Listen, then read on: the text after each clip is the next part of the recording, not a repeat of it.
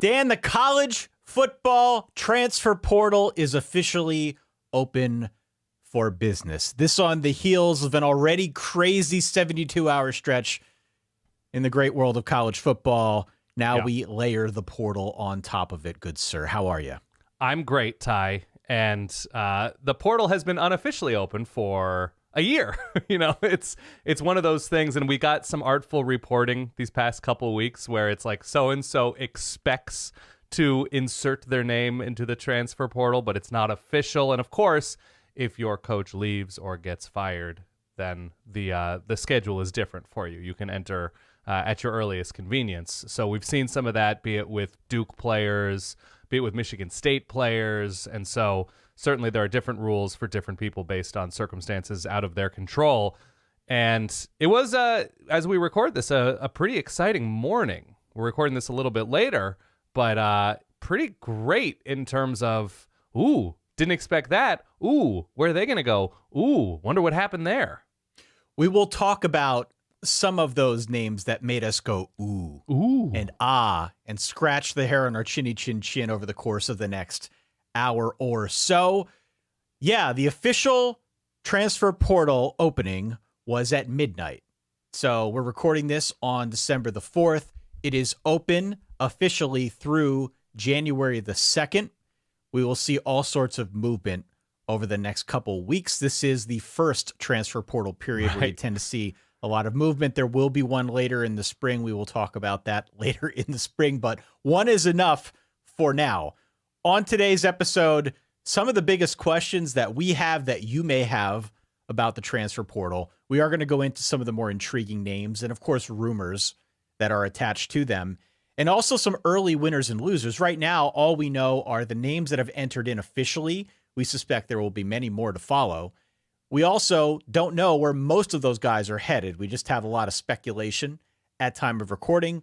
We can talk through what that means from a winners and losers perspective. Make sure you hit subscribe to the podcast. Make sure you follow the podcast on your app of choice. And make sure you get in our bowl pool, Dan. Yes. PlayWinterWonders.com. It's the biggest, it's the best bowl pool on the internet. It is entirely free to play. Invite your friends, invite your family, anybody that likes college football. All are welcome. The top 11 finishers will get fabulous prizes. Again, this is free to play. You don't have to sign up for the Patreon or anything crazy. No. This is free. We want to extend an olive branch to the Verballerhood and put the bow on a really, really fun season. The top 11 get prizes. We're going to drop our bowl primer episode a little bit later on this week to give you some strategy and some thoughts on where we're leaning with respect to some of those bowl games. Of course, there's opt-out and all these transfer things that we need to discuss here. All of that will help shape, I think, the picks as we get a little bit closer to bowl season proper. However, at time of recording, this being Monday, at time of recording for our bowl primer episode, that being a little later in the week, we obviously will not have all the information required. We're just going to start you down that path. Yeah, so if your team fade Ty after his season, which, by the way, concluded with him absolutely nailing his anti-Iowa parlay in the Big Ten championship game, or your team, Dan is numbnuts and don't trust anything he has to say about anything, let alone bowl season, well, we're giving you all of our information to do with what you will pretty early on. So I think that's a big win, Ty. It's an occupational hazard to put our thoughts on anything college football out there into the grander college football ether. Yes. Occupational hazard, you take a lot of arrows in this line of work, but on the rare occasion you get one right, tends to be pretty rewarding. Yeah. Absolutely. So, no, I'm ready to get into it because portal season is one of the stranger seasons because we're overlapping with like the shadow of the playoff announcement. So perhaps we're having some players who saw the season through with teams who ended up in the conference championship weekend play. And then we're seeing players react to coaches leaving. We're seeing players say, you know what? I saw what I did this season or didn't do this season, and my mind has been made up for a little while. So as soon as humanly possible, I'm entering my name into the transfer portal. So I guess big picture, Ty. Yeah. Because the portal is, people have a lot of thoughts about the transfer portal and the ability players now have for a free transfer once or a second time if they've graduated school without sitting out. Like, Do you have winners, big picture, the types of people who this is a win for, the types of people who are losers in the portal with now a few years to digest some of the ramifications? I mean, I think by and large, players are still the big winner. Players are still the big winner because they have leverage that they did not have prior to the transfer portal. They essentially get a get-out-of-jail-free card. If they enter into a bad situation, if a coach leaves, some of these things that previously they had absolutely no power over or to try and change the trajectory of their own careers, now they have that. I still view that as a good thing. It is also a great thing for the recruiting industrial complex. Of course. The 24/7s and on-3s and rivals and team sites abound because this is a second season to cover. It is even more outlandish than the traditional high school recruiting beat. This is essentially free agency. This is NBA free agency in the sense that there has been year-long tampering. There is now money associated in most cases with some of these high-profile transfers, some of the names that we're going to discuss on today's episode. So obviously, if you create content, if you cover this, if you're interested in this on some level, I think you're a winner. The teams that get creamed by this are the Pitts, are the Wake Forest. Both the Pitts as in like just the noun and the school, right? Sure. Yeah. Sure. I mean, and those are just two examples. You kind of know the mid-tier programs that I'm referring to. It is harder than ever for a school like that to get talent and then retain the talent for any sort of prolonged period of time. It is hard for, I'll use Pitt as an example because Pat Narduzzi said it himself. It is hard for schools like that to avoid becoming feeder programs.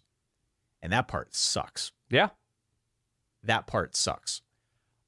Where I went back and forth on the winner versus loser question was coaches. Fair. Coaches. They're both.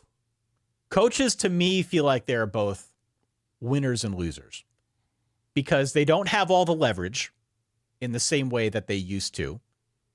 If you are an ace recruiter, if you are Dan Lanning, if you've got some NIL money behind you, this is high times.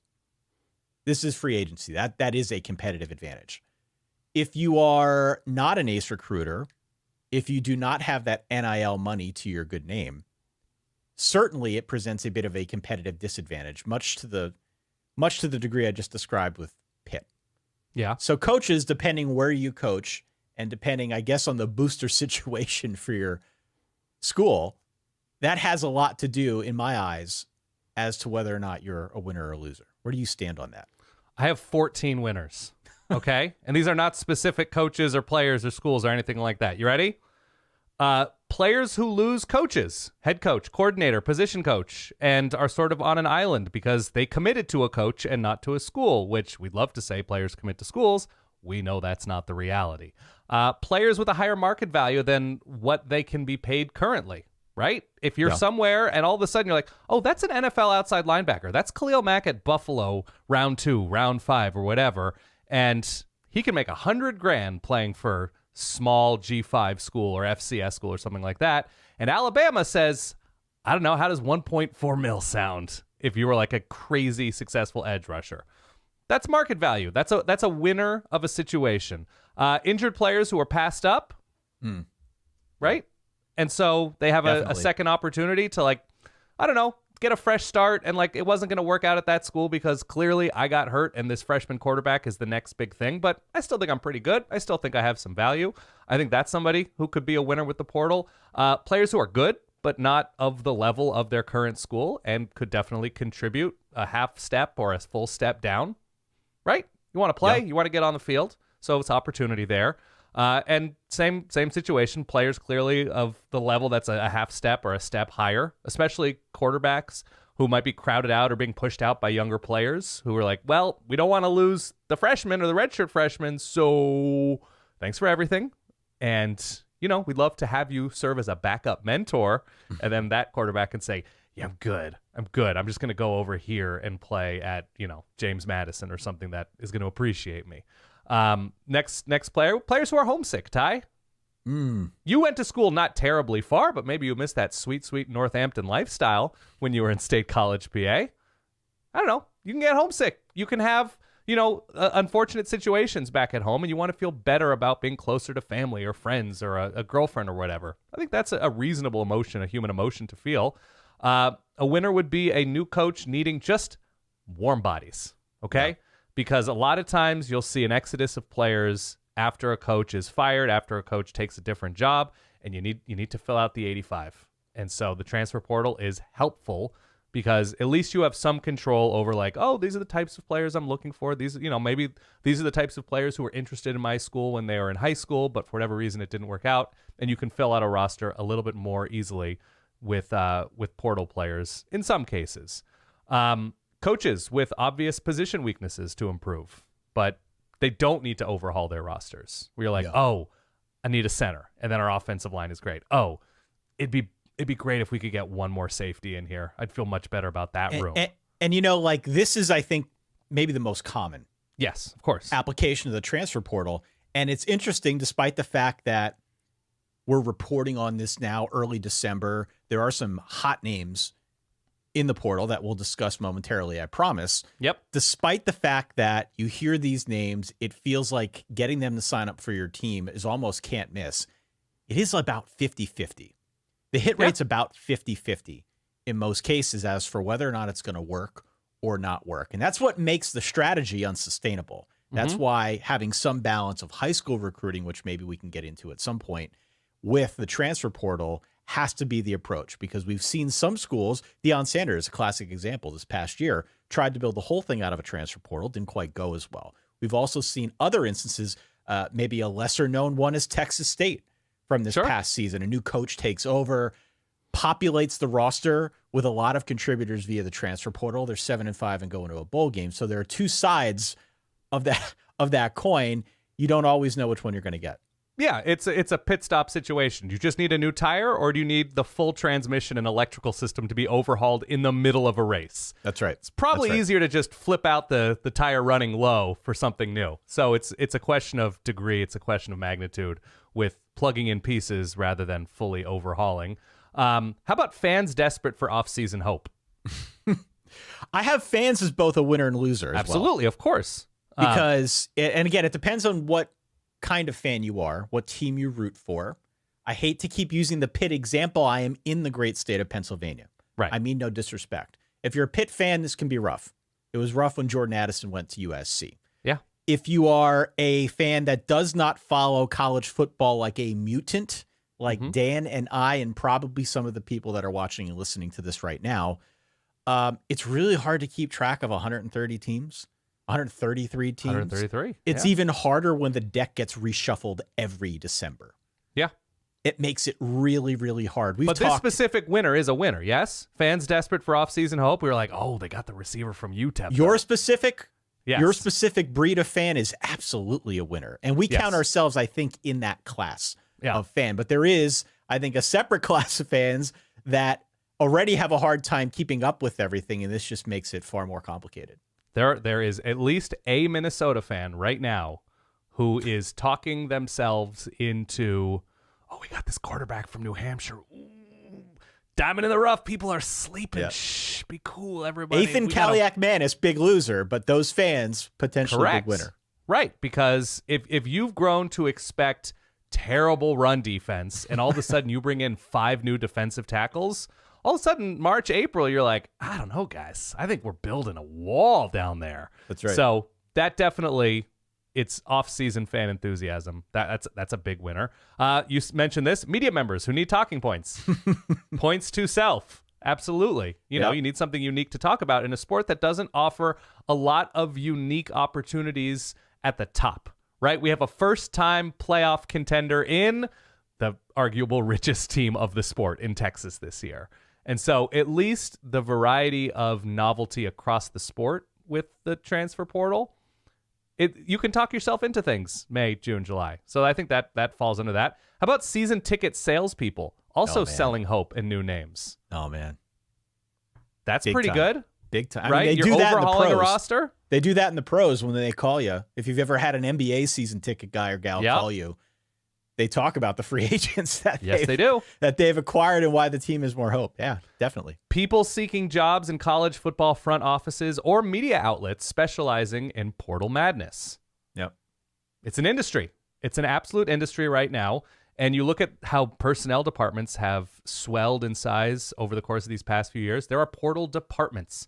There are people tasked with, and it reminds me of, there was like an article about TMZ where they have people that they just hire to scan like court records of like people coming in and out for celebrity names. It's just people scanning portals, people paying attention to the sport and like, ooh, this might be an interesting person to tamper with somehow. That's a job. That's a job. Like a job. Chief tampering officer is a job. Next one, any player able to monetize their market value in a new way. That's interesting to me. How about creative brands able to utilize underutilized athletes in that specific space? What about DeColdis Crawford, right? I would not have known about an air conditioning company in Lincoln, Nebraska, if not for, that's more NIL, but like the opportunity via NIL to go somewhere new and, increase your visibility. And the final one is the rich keeping up with other rich in building depth. And here's the big one to me. I think it's harder to be upset as a top tier team who is constantly plugging in new players to address weaknesses, right? It's harder if you are a team who doesn't really have great receivers and then all of a sudden you have guys who can stretch the field and like, oh, that's not something we can take advantage of.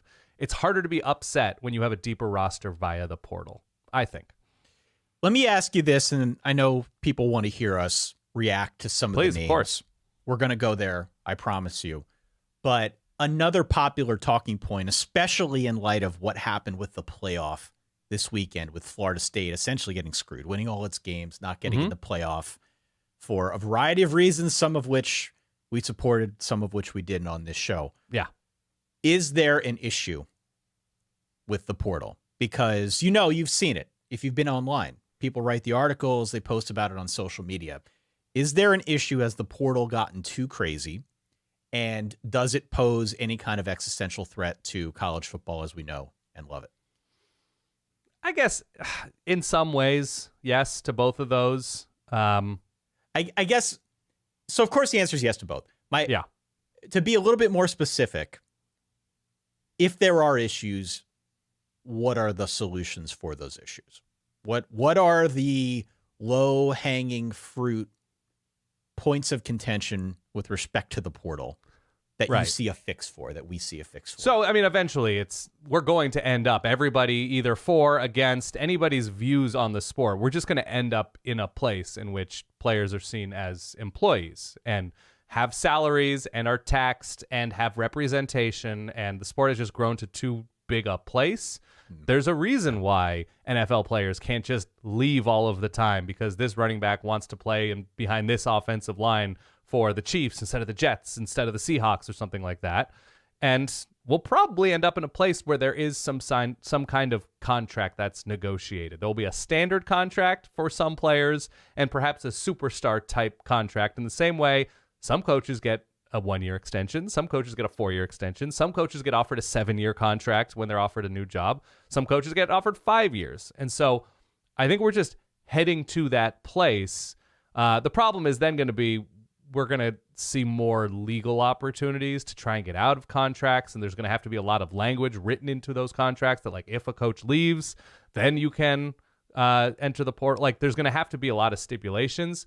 But I think, for lack of a better term, this is all going to have to be put on paper for every single player and program. I agree. And one of the things that I kicked around, and I'm very pro player in this conversation, I completely agree with giving more power back to the players after years of essentially everything after the butt is what you really mean right now, right? Everything everything before the butt is BS. Yeah, that's my rule of life. Of course. But, with all that being said, I'm all about player empowerment. There is a balance here that needs to be achieved, and I don't know if we've found it yet. So while I fully agree that if you are a player in any of the situations, the 15 odd descriptions that you described, you should be able to move. You should be able to move. The balance that I don't think we have yet found is if you are a coach, if you are Pat Narduzzi, some way of not having that coach be blindsided. Some way of maybe putting it down on paper. So the first thought that came to mind was restricted free agency. Right. Some means by which players can express intention to go into the portal, and schools have an opportunity before it becomes official to try and talk them back using whatever means necessary.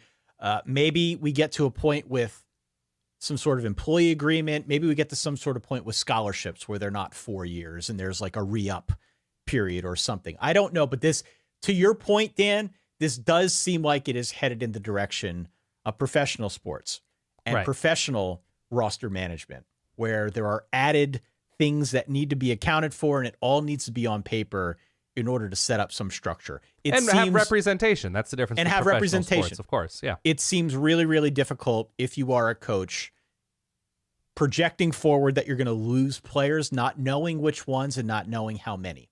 That makes it really tough to recruit on the high school level. That makes it really tough to build any kind of 4 or 5 year plan for what your roster is going to look like. If you do have aspirations for winning a conference or, just winning 8 games, it's really hard if you're going to be constantly blindsided. And I don't necessarily know the answer to that. Maybe the answer will work itself out naturally, but that is still, I think, a big chunk of this that has yet to be resolved. Right. And to be clear, we're not crying for the coaches making $10 million a year. No, I'm not. That's what you get paid the big money to do, is to figure out that balance. But there is a blindsidedness to this. Sure, of course. That, of course, is salacious and is great for folks like us who talk about it on the regular. Right. But if you're in charge of a team, who is leaving now?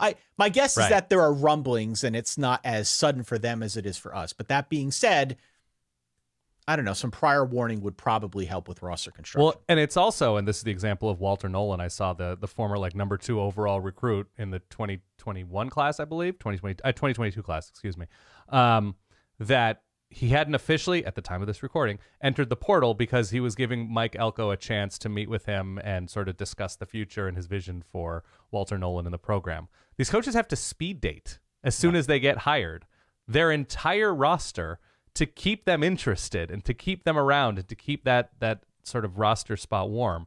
So that's, one of the loser types in this one. I'll go, as the chief loser officer, let me run through these real quick, Ty. Schools with high academic standards. Yeah. Northwestern, Vanderbilt, Stanford, Notre Dame, all those types of schools, maybe Notre Dame to a lesser extent because they are a power for a reason, but it's just harder to get a wider swath of players into school. And it's just going to be more difficult, especially with the academic calendar. Players who feel the need to leave a place for financial reasons, but not necessarily football ones. Where you're like, I got to go. I don't want to go. I like being here in Columbia, Missouri. I like being here in Piscataway. But I could use $500,000. Yeah. Right. Exactly. Where maybe there's pressure, whatever. Schools looking to evaluate new coaches. I have no idea if such and such coach, is Clark Lee a good head coach? Maybe not. But he just lost 13 players, including 3 scholarship quarterbacks, to the portal. It's just, how do you evaluate mid-tier coaches when they just get demolished by the portal?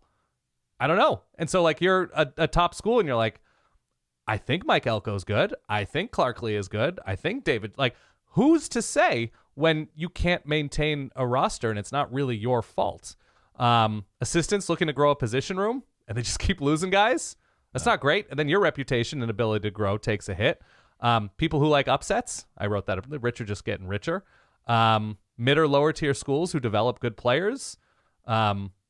Coaches, this is don't cry for the $12 million Harbaugh types. I have written down here, coaches and personnel people who add, quote, always recruit your own players, to always recruit high school players, to coach football, to manage human needs of existing players, staff, family, parents, etc. It's just, you're going to coach football worse because you have all of these things on your plate all of the time. Or you're going to manage a roster worse because you have all of these things on, which, maybe there's a coming exodus to the NFL that we're yet to see. But I think it's a lot for these guys. And I think their ability to manage a roster and coach football suffers because of all of the moving pieces now involved with everything. I'm curious to get the Verballerhood's take on many of the issues surrounding the transfer portal. This is, of course, a very, very contentious time of year. Not to say that the past 14 weeks weren't as well, but with the portal, with guys leaving, you got all sorts of opinions out there. Our email address is solidverbal@gmail.com. You can always find us out on social media. We do want to hear from you. Let us know your thoughts on this. We'll read it on one of our upcoming episodes. That being said, we did call this one Portal Steam. Portal Steam. So we got a bunch of names here, and I'm curious from your standpoint of all the names that we saw now. Again, this is a living, breathing thing over the next month. There will be new names that get added on top of the names that we're going to discuss today. But of all the names that we know at time of recording are in the portal, which ones to you are the most intriguing? I mean, it's essentially all of the quarterbacks because they will have the biggest impact just because it's the most important position. And there are a number of receivers who I think can add something dynamic to an offense. Certainly there's at least a couple notable defensive linemen at the top of, this portal class that could be instant impact type guys. But generally speaking, if you're we'll use the Walter Nolen example. I think it's RJ Oben from Duke is another well-respected name in the portal right now along the defensive line. Yep, edge rusher. You can help an existing defensive line by being excellent. You can help a defense by being excellent.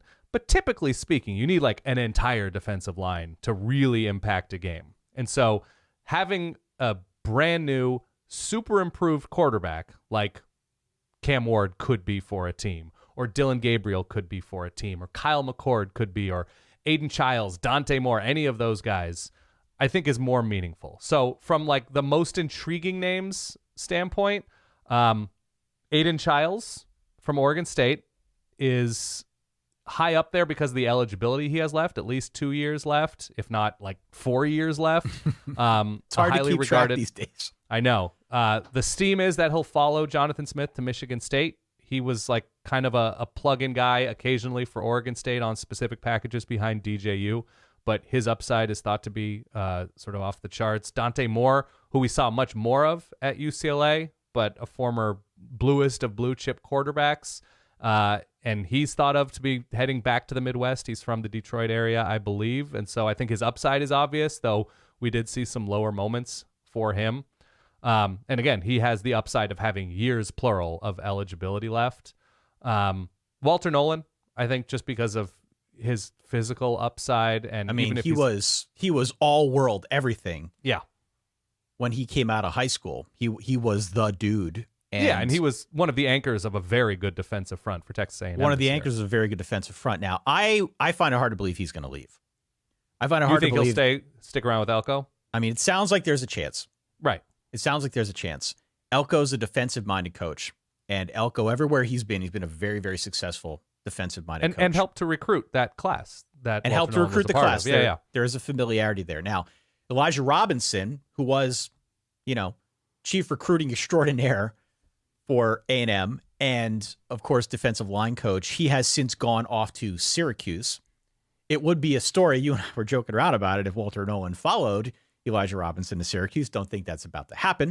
Right. But losing a guy like that who clearly connected with the players, I think, is something that Mike Elko is going to have to absorb in part of his first season. Maybe that has some impact here, but I'm not willing yet to write Walter Nolen off because there still is supposedly a lot of money. Now, Evan Stewart maybe doesn't believe there's a lot of money, and maybe there isn't as much as we think, but I got to believe that there's going to be a strong pull to try and keep Walter Nolen in College Station. That would be a big loss if he ends up walking and going elsewhere. I'm surprised he didn't mention Kyle McCord yet. Kyle McCord is interesting. So we got a little bit of pushback because I asked the question during, I think, the Michigan game, like, is Kyle McCord the quarterback of Ohio State next year? He doesn't seem to be up to the standard. And then he left. It seemed universally celebrated online when by Ohio State people. By Ohio State people, universally celebrated that he was in the portal, and that caught me off guard because Kyle McCord threw for over 3,100 yards. He had 24 touchdowns, 6 interceptions. Undeniably, if you look in terms of like quarterback rank, like all these different statistical measures that we tend to use to grade performance, Kyle McCord was a top 20 college quarterback this season. And the reaction was universally, well, that's not enough. Now, after watching Kyle McCord this season, I can definitely say we had the same reaction. I almost felt guilty about it. But going from Justin Fields to CJ Stroud to Kyle McCord, you felt that drop off. You felt it. as you watched this version of Ohio State. This is a system that is very quarterback focused. They need someone who can give them more on the ground, be more accurate with the football. That might explain, or that might describe every team in college football. Of course. But it caught me off guard. The Kyle McCord thing caught me off guard. And there is a big part of me that wonders if it says more about Ryan Day than Kyle McCord. Because it also likely says something about who Ohio State is confident they've lined up to be their quarterback next year as they transition. I think it's Nolen is the big recruit coming in. That's right. So that they've lined up somebody as a stopgap between Kyle McCord and Nolen. He just, Day had a team of absolute killers this year and a very good quarterback. Maybe not C.J. Stroud, maybe not Justin Fields, maybe not some of the others that they've had in this long line of great college quarterback. Never mind what they do in the pros, but it's been a pretty good run here of quarterbacks at Ohio State. If the only way you can win over Michigan or get to the playoff is with a Heisman caliber quarterback, maybe you're not as good of a coach as people think. Well, yeah, I think a couple things can be true at once. I think when you watch Kyle McCord play, it wasn't just about the Michigan game. It was about slow starts against a number of schools. I think, and look, it's the job of Kyle McCord. It's the job of Brian Hartline. It's the job of Justin Fry, the offensive line coach, who I also think is a co-OC. Maybe I'm wrong. To best prepare Kyle McCord to succeed. And so that means, is he always in sync with his offensive line? Is his offensive line doing him all of the favors it could be doing? Is the rushing attack doing everything it could be doing, right? Are the plays being called to best complement Kyle McCord's ability? And I think the smarter Ohio State fans out there, or the more reasonable Ohio State fans out there, will say that, yes, Kyle McCord has his deficiencies, but this wasn't an exclusive Kyle McCord issue with this offense. And I think it's right also for Ohio State fans to want the team to adhere to a certain bar or standard. You have to beat Michigan if you're Ohio State, of course. And you have to have a crazy good offense if Marvin Harrison Jr. is suiting up wearing your colors alongside Emeka Egbuka. Did I get that right?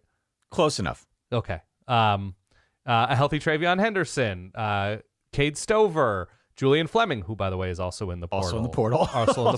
Also in the portal. Guys, I think it's Carnell Tate, the promising freshman who was in this year.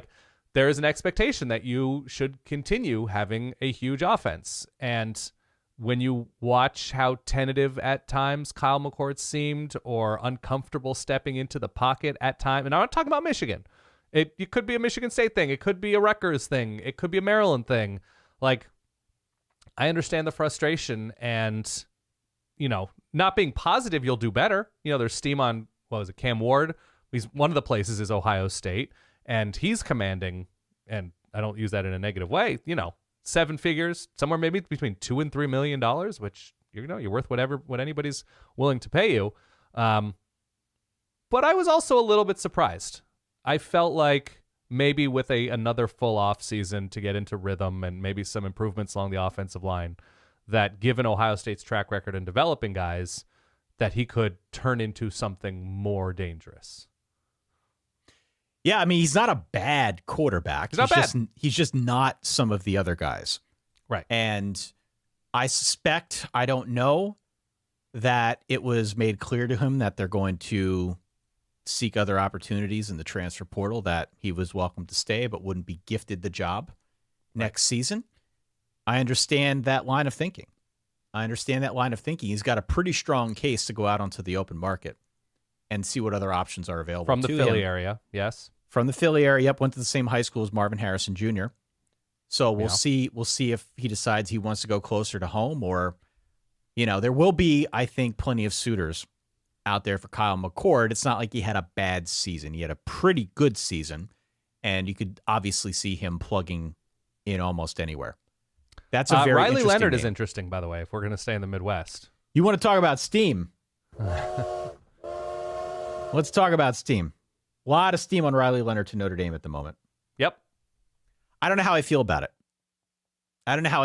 it. It seems like popular opinion is split down the middle. It depends who you talk to. I talk to one person, they tell me first-round talent. First-round talent. Great athlete. Hasn't committed to Notre Dame at the time of this recording. Hasn't committed. Flirtations with teams like Auburn, a couple others as well. Yeah. All sorts of flirtations out there. Per the 24/7 crystal ball, they've got it at 100% to Notre Dame. So that's what we're going on. Obviously, all the stuff is subject to change. Mm-hmm. Some guys say first-round talent. Other guys say not so sure he's that good. The selling point on Riley Leonard, he's a big kid. Didn't have a great offensive line in front of him. Crazy athletic. And we've seen that over the course of his career. We've seen him, when a play breaks down, he's able to make something happen. Drawbacks, not always the most accurate. Drawbacks, I think, limited sample size. Drawbacks, you could say now, he got hurt. He was out most of the season. So where do we stand on Riley Leonard? I don't know. When I heard that there was a lot of steam on him going to Notre Dame, honestly, my response was mixed. My bigger picture response was, why does a quarterback want to go to Notre Dame after what happened to Sam Hartman? That's right. Probably a separate conversation. The question. Is Riley Leonard so good and so interesting that he can transform a team, or is Riley Leonard a great candidate to go to a place that's kind of a quarterback away, that has receivers in place, that has a scheme in place, that has an offensive line in place in a way that it seems somewhat turnkey, that if he can stay healthy, that it seems like all the tools are there to develop into something interesting. And in this instance, if all of the Notre Dame steam is to be believed, is Notre Dame that place? I'm not sure he's a great passer. Okay. I'm not sure he's a great passer. We know he's a great athlete. And so either way, there's a fit for that skill set. He's clearly very good. There's a reason why he's at or near the tops of these transfer lists. So he's not a bad player. I'm not suggesting that. I just have some reservations. I'm not willing to jump in head first on the whole Riley Leonard thing. I think by and large, I am very, very nervous about the Notre Dame offensive situation, because we thought they were a quarterback away this past season. They got Sam Hartman. The line forgot how to block. Receivers weren't getting open. And Sam Hartman may have tanked his draft stock by going to Notre Dame. And thus far, I have not seen any movement, at least on the coaching front, that is inspiring me to believe that next year is going to be any different. Now, if we still have a situation a year from now at Notre Dame where the line is not blocking as well and guys aren't open, having somebody a little bit more fleet of foot like Riley Leonard is definitely going to come in handy, more so than it was Sam Hartman. Sam Hartman had to pull some of those plays out of his hat in order to keep Notre Dame from losing more games this season.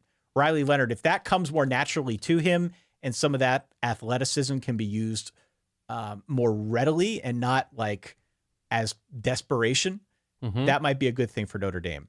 I would like to see them fire their offensive coordinator. I would like Jared Parker to go in the transfer portal. How about that? Okay. That would make me feel better about whoever they end up getting at the transfer portal. But go get Joe Moorhead from Akron. Yeah. Sure. Yeah. Joe Moorhead would be great for Riley Leonard. Sure. I don't know if that's going to happen. We'll see. No. How do you feel about Cam Ward? I've probably watched more of him. You've been super high on him since he made his move from Incarnate Word to Washington State. This is true. I watched every Cam Ward highlight. Yeah. Before he took over as Washington State quarterback, when he came over from the FCS ranks, I watched every Cam Ward highlight. I have been preaching at the altar of Cam Ward since he came over.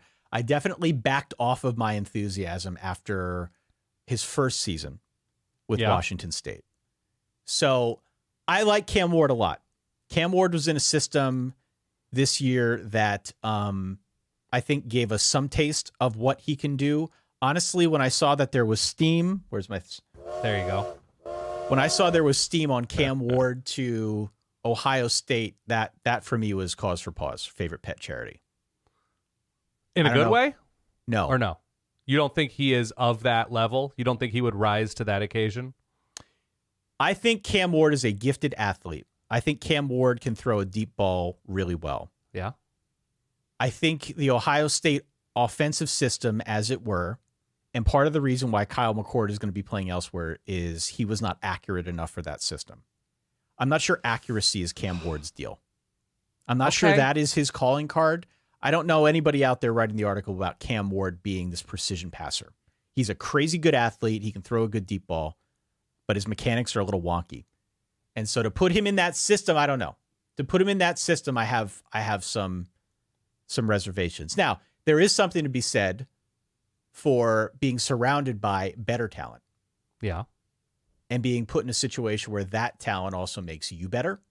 That could be the case with Cam Ward. He is crazy gifted, and I'm still a huge fan of his. I don't know if that... I saw Ohio State, and I kind of took a step back. Like, I don't know. I'd be curious to see how that goes. Yeah, look, so he has had a couple of different offensive coordinators at Wazoo. So it was Ben Arbuckle this past year, and I think it's was it the North Texas coach, or was he a receivers coach? I got to be prepared for these things. I know it's been a couple of different guys. So he was a gamer this year. Whether it was against Wisconsin, whether it was against Oregon State, whether it was against Oregon, we saw him make plays, maybe miss a couple of big moments against Washington in the Apple Cup. He is a quarterback in, I think, a very small group that has the arm talent to throw, for lack of a better term, absolute dimes that very few quarterbacks do. He's got incredible arm talent, really good arm talent, which is part of why I think people are so excited about it. Right. It's just sort of like, I rewatched a bunch of the snaps from the Oregon game, and just his ability to fit the ball into tight spaces, or in some cases loft it perfectly over a linebacker, over a safety's fingertips or something like that, into the awaiting arms of Josh Kelly or whoever who's also in the portal, who was a transfer himself to Washington State, that the dime upside of Cam Ward makes him tantalizing enough to say, with a better line, which I don't know if Ohio State has in pass protection, but with a better line, with higher level receiving talent, with a running game, which he absolutely did not have at Washington State. That was not a line opening up lanes at all for running was backs. Like the leading rusher. Yeah. Right. And so that he might have better creature comforts at Ohio State, at Oregon, at Florida State, or any of these schools that are in it for him, I think is what makes the possibility of adding him pretty crazy interesting. Also, you're comparing him against the competition, right? So it's just, you're not saying Cam Ward is going to be immediately Heisman caliber, but like, did we think that about Jaden Daniels at Arizona State? No. The upside was there. Absolutely. And there was a ton that had been going wrong for ASU on the sidelines, in the administration or whatever. I myself was, maybe this is just because I'm dumb, but I was surprised that a school like LSU would be in the Jaden Daniels business. I was super wrong, because he's likely about to win, at the time of this recording, Heisman Trophy for LSU. And so the thought is, when we get him into a more stable place, if you remember Washington State, right, moving on from Mike Leach, Nick Rolovich, he's out pretty quickly. And so there's all this roster and scheme turnover, and that him going to a more stable situation would bring out the best of him. Yeah, I mean, look, I should also clarify. His accuracy has improved by leaps and bounds. That was initially a pretty big weakness. He has gotten better as his footwork has gotten better. Yeah. He's another type that has some crazy arm angles when he throws. He's another guy that once he gets outside the pocket, he can do amazing things and make defenders miss. He is not run first. He is pass first. There's a lot to like about his game. But he can run. Yeah. He can run. He absolutely can run. He's got a big frame. There are a lot of exciting things about his game. But I feel like you want a precision passer. And he's gotten better. He certainly throws a beautiful deep ball. I don't know if he's the right fit. I'm a little bit... My 2 cents worth.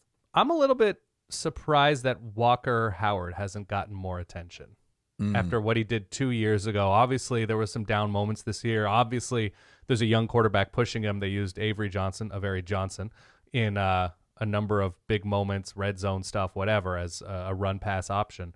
Not that, he is transferring, but that his name hasn't struck a bigger chord as he wins the Big 12, as he looks great going downfield for K-State 2 years ago. And I don't know if there's something that's off about him physically, whatever, that has scared people away. I saw that Lincoln Riley, I think, met with him on behalf of USC. But I don't know. I just figured there would be more interest given the number of teams that, either need a stopgap or think they're a quarterback away and that he has that high upside. There are a number of other names here. Yeah. Some of which we can talk about in detail, but let me just rattle some of them off to give people a sense for where the portal is at time of recording. This is just quarterbacks. I can talk through receivers and some other position groups as well. Dillon Gabriel is in the portal. You mentioned him earlier. In the portal. Dillon Gabriel, formerly of UCF, got hurt, went to Oklahoma. Good season. There's steam on him, maybe to Oregon, maybe to Mississippi State to follow his former coordinator, Jeff Levy, who got the job there. Also, DJU transferring out of Oregon State, second tour of duty, now in the transfer portal. There's steam on him potentially to Florida State. Back to the ACC, man. That would be an interesting setup. Will Howard came out right away. Why did I say Walker Howard? I meant Will Howard the entire time, and I was very stupid. Will Howard, you gotta correct me. When I'm saying that Walker Howard won a Big 12 title for Kansas State, Ty, it's on you to say you mean Will Howard, numbnuts. I use that again. That's your fault. Will Howard was, just to add further context to Will Walker Howard. Walker Howard should also probably be in the portal, which is why I didn't say anything. Right. Will Howard got his name in the portal right away. Right away. So whether he's talking to USC or anybody else, he's a name that I think is intriguing. Will Rogers, frequently confused with Will Howard. Oh, my God. In college football. A lot of steam on Will Rogers to Washington, which is an interesting fit because of the system that he came from under Mike Leach, which was the air raid, and the Washington system, which might be a better version of that. Certainly Will with Rogers. like Rome Odunze and Jalen McMillan and Jalen Polk. Yeah. High-level receivers. Yeah. So Will Rogers to Washington is maybe something we can discuss. Yeah. Some other names kind of just to rattle them off. TVD, Tyler Van Dyke in the portal. Grayson McCall back in the portal. Don't blame him. Tyler Shuck still playing. Shuck got hurt early this year. Yeah. Visiting Louisville. Max Johnson committed to North Carolina. And then you mentioned some others, right? Maybe not top headline makers, but AJ Swan from Vanderbilt. Talk about what Clark Lee's got to deal with. MJ Morris from NC State. Yeah. Catton Hauser and Noah Kim. And from Sam Michigan Levitt. State. Yeah. And all Sam of those Levitt. dudes, yeah. They're all in. Hank Bachmeier back in the portal. Spencer Petras, I saw, committed to Utah State. Yep. Brock Vandagriff back up at Georgia. Besides, former 5-star, yeah. He's going in the portal as a former 5-star. And another name, just because I love the FCS man of the moment, Matthew Sluka from Holy Cross, I think could be very, very good at the Power 5 level. I think he has a ton of promise. I am curious to see the situation he ends up in because I think he could be a catch for somebody. Well, you also then have to factor in how many former blue chip recruits, high-level 4-star, 5-star kids are willing to sit for 2 years. And so, like, with the announcement of Quinn Ewers coming back for the 2024 season, what does that mean for Arch Manning? What does that mean for Malik Murphy, who showed some promise in a backup role this year? You have Devin Brown at Ohio State, right? You have, if USC is having these conversations, then that means 2 years of sitting for, I think it's Malachi Nelson, the former highly touted recruit coming in. And just like Oregon in talking to Dillon Gabriel, right? Which to me seems like a no-brainer. Like, I think he would be a good fit at Oregon. You know, he needs to win some bigger games, but beat Texas this year. What does that mean for, they have a freshman this year, a blue chip, Austin Novosad. They've got Ty Thompson, who's been, waiting forever in the wings, a former blue chip. What does that mean for a lot of these programs that are trying to keep the room full and deep, but at the same time, no, maybe the guys that are there just don't have it to keep us where we want to be. What do you think about that DJU steam to Florida State? That's interesting to me because it sets up, of course, the media narrative, which would be a chance to get sweet redemption on Clemson. Sure. He seems pretty mild-mannered. He seems like he got his grievances out in the open as part of that profile he did before this past season. I don't know if there's any hostility there per se. That's an interesting fit. Do you like it? I'm not sure I do. Well, they're measuring his skill and upside against other quarterbacks who have either told Florida State or told somebody connected to Florida State that they're interested. And so, look, the physical talent is certainly there. He has big arm strength. He can run. But I think he's fine. I don't think he's really good. I think he's fine. I think if you have a rushing attack like Oregon State did, if you have good receivers, which I don't think Oregon State necessarily did, he still needs to throw the ball on time. He still needs to be accurate, and I still have questions about that. But I think Florida State just lost A.J. Duffy, who was a blue chip recruit a couple years ago, and so you need somebody. It is musical chairs, and so if you don't feel like the young guys are ready, and so that's what Brock Glenn right now doesn't appear to be ready to step into a star-type role at a place that is built to go to at least a 12-team playoff. Many would argue a 4-team playoff. Then you got to get the best out there that's interested in you. And if that's only DJU, then so be it. I think it would be like if news were to break as I'm finishing this sentence that it's a done deal, I'd say it's like a B-. No. Yeah. And you like the Dillon Gabriel potential at Oregon. Yeah, I mean, I'm an untrustworthy homer, but he's accurate. He's been around forever. This would be, what, his 6th, 7th, 8th year? I know we've only played 3 games in 2021, and then was at Oklahoma for a couple of years. But in terms of what they can do and what they have, I think it's pretty good. That's more BB plus to me. I don't think it's a no-brainer. You know, he's gotten injured. There have been accuracy issues at times, you know, the big game issues, but you know, it's also the number 1 statistical offense in America this past year. So he'd have line talent in front of him. He'd have receiver talent that I don't think he had at Oklahoma. He certainly didn't have the running back talent at Oklahoma that Oregon has. So I think he would be more advantaged at this point in Dan Lanning's career than where he'd be in the Brent Venables offense. Right. But I don't think it's a slam dunk. And I didn't think Bo Nix was a slam dunk. I just think you're in an advantaged place if you go to a school like Oregon, a school like Ohio State, a school like Florida State. And so I'm fine with it. I'm curious to see about TVD. I hope for his sake he's able to reboot his career somewhere because from the Northeast. Yeah. All recognize that there was a lot of talent there. Grayson McCall is another interesting name to me. Grayson McCall is really good in the Jamie Chadwell system. Grayson McCall not as good in the Tim Beck system, has dealt with injuries, flirted with the portal last offseason, decided to come back to Coastal. We'll see if he ends up going somewhere down in that region, if you will. By the way, it's Seth Littrell, the new, he was promoted from within, offensive coordinator at Oklahoma, and the thought is Jackson Arnold is going to be the guy, 5-star from last year, that maybe he was not willing to sit for a couple of years. The only other quarterback of note that I did want to call out there, Tyler Buckner has also entered the transfer portal. As a lacrosse athlete, Dan. As a lacrosse athlete. So, you know what? Nick Saban scared him into switching sports. Vaya con Dios. I hope he becomes an incredible lacrosse star for somebody, and if that's his true calling, great. That would be, you know what? Good for him for not being afraid to pivot. I'm for it. He could have landed somewhere interesting, maybe played some decent quarterback for somebody, but if his heart is in lacrosse and he thinks that's his best shot to be happy as a college athlete, awesome. Great. That's awesome. Well, we wish him well. Wish him well. I don't know how good he is at lacrosse, but if he's in the portal, I guess we're about to find out. Pretty good to just immediately say I'm switching sports. Yeah.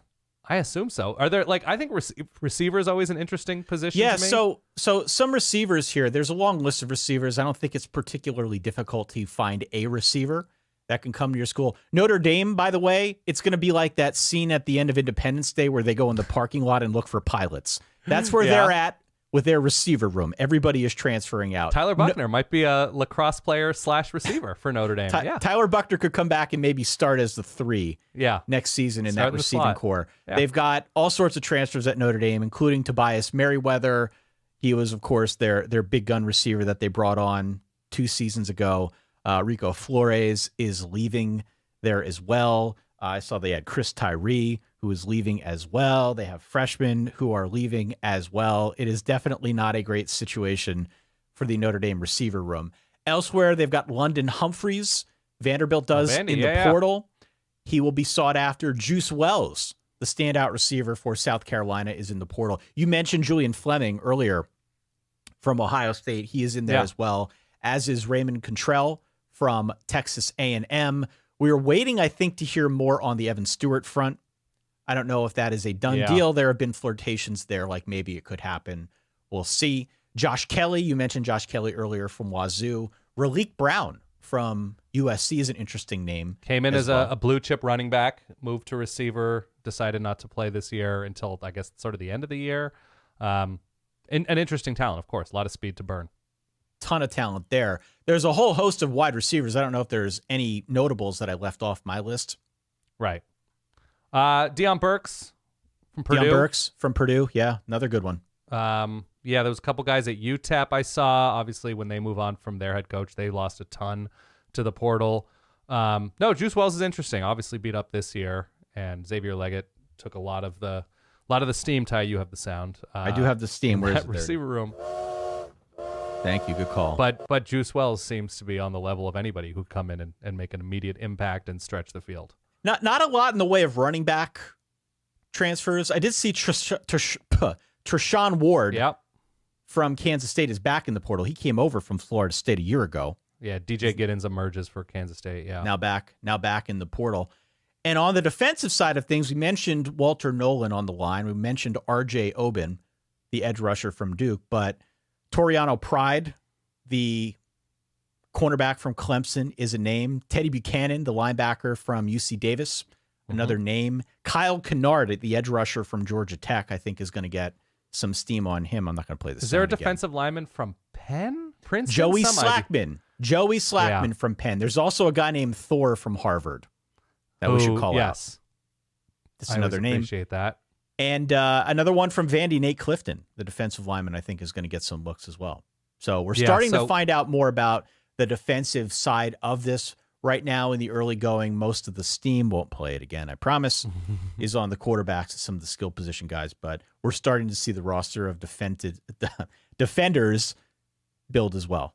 Yeah. Looking to be the next, Jared Verse, right? Great Dane to Seminole. Yeah, look, here's the spoiler alert. The rich are going to get richer. That's what's going to happen. I don't mean to be a downer with that, but largely speaking, the teams that can afford to push somebody out to make room for a new star linebacker. The linebacker from Maryland is also a huge deal. Jay Sean, you can have that in front of you. Pull it up. He's going to have a lot of opportunities. And another position where you can't just find those guys. I think offensive linebacker is going to be really tough to fill. So those guys, I mean, look, I'll be a homer again. What Oregon was able to do in finding the Rhode Island tackle, Johnny Cornelius, was enormous for this offensive line this year. Bo Nix was very clean all year long. Who's the Maryland linebacker? The Maryland linebacker is Jayshawn Barham. Yeah. Who came in and has been very, very good. And I saw Maryland writers talking about how much of a loss he's going to be. Big loss for the Terps. That's a big loss. Yeah. Yeah. They're all going to find their way to Texas, to Eugene, to Columbus, to Tuscaloosa, to Tennessee, to wherever, Tallahassee, and it'll make the top of the sport more interesting, but unfortunately, the rest not as much. We do have 2 questions from social media that we're going to call out very quickly, but before we do, make sure you hit subscribe or follow, again, for the podcast. It helps support what Dan and I do, and we are also reading out some of our favorite reviews on Apple Podcasts. If you listen on Apple Podcasts, I know from the stats that most of you do. I know that most of you, I see the numbers, probably have not left a review yet. Do it. So the 5 stars and the review, it helps push us to the top. This one from 2 Cath Golden Dogs. Okay. Who was in our Run the Board Pick'em pool this year. Almost finished in the top 5, did win one of the weeks, and leaves us an incredible review here. I won't read the full thing because it's long and it's flowery, but he says, standout work, Dan, from a former sports media and broadcast professional. Wow. Ty and Dan exemplify prowess of their profound, as a tongue twister, exemplify prowess of their profound college football passion, understanding, and downright savvy. Right up until I confused Walker Howard with Will Howard. right. Now there will be a revised review. He's taking it down. That loses a star. Now it's down to 4. Had my chance and I blew it. Go out to Apple Podcasts. You can read his full review. Thank you, sir, for your kind words. We appreciate it. All can do it. It's free. Yeah, please do so. 2 questions that we got from the interwebs, okay? This one from the Cleveland Bagman. Not sure if he's an actual bagman. If Let's so, assume yes. Let's assume yes. This is a pretty exciting time for him or her. In the next 10 years, will there be more national championships won by transfer quarterbacks or homegrown quarterbacks? Next 10 years? Yeah. Transfers. I think it's transfers, right? Transfers. It does beg the question if high school quarterback recruiting is now useless. Well, okay. Let's go through it. So this year's how many transfers are in there? It's 2 and 2. Quinn Ewers and Michael Penix. Quinn Ewers and Michael Penix are the transfers. JJ McCarthy, homegrown. Jalen Milroe, homegrown. Jalen Milroe, homegrown. And the last few, so Joe Burrow, a transfer. Mac Jones, homegrown. Stetson Bennett, kind of both. Left and came back, so who's to say? We'll put that in a different bucket. Jake Coker was a transfer. I mean, we can go back a bunch of years. I just think more and more teams like Alabama, Ohio State, that have been perennial playoff type teams are going to be able to throw so much money at somebody at a different place that's not going to be competing. Now it's a 12-team situation, so more teams will feel like they have a shot, and so maybe there's more enthusiasm around collectives and stuff to keep a roster together. But I lean transfer.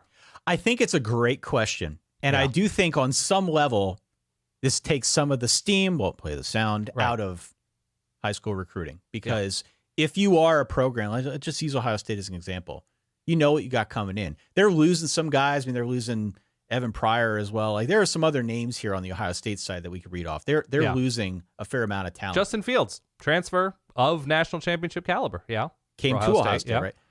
Like, Ohio State's losing some guys.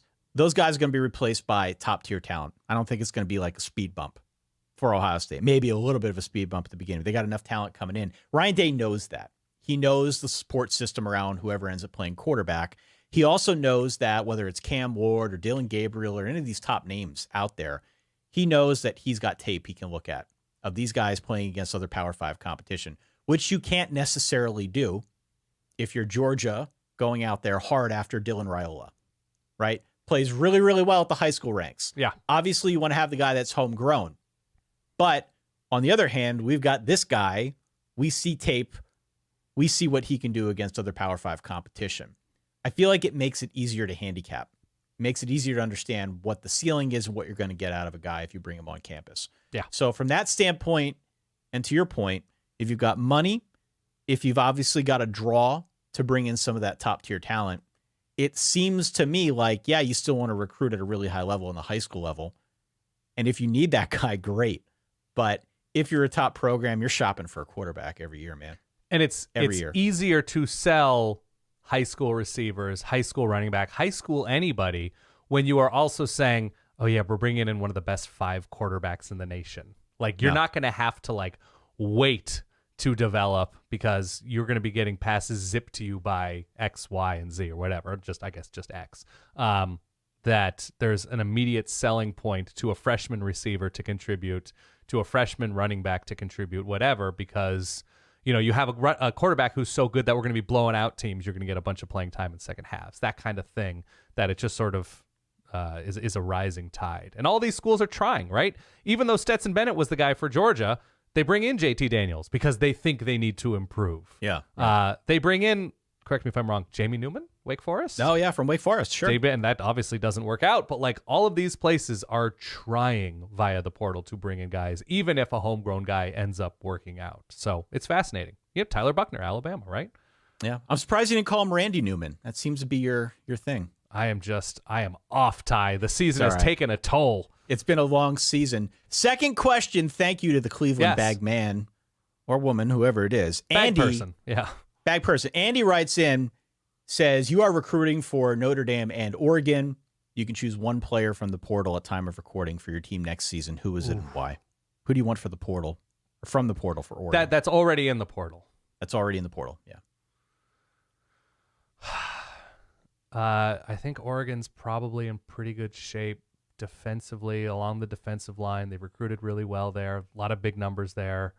Man,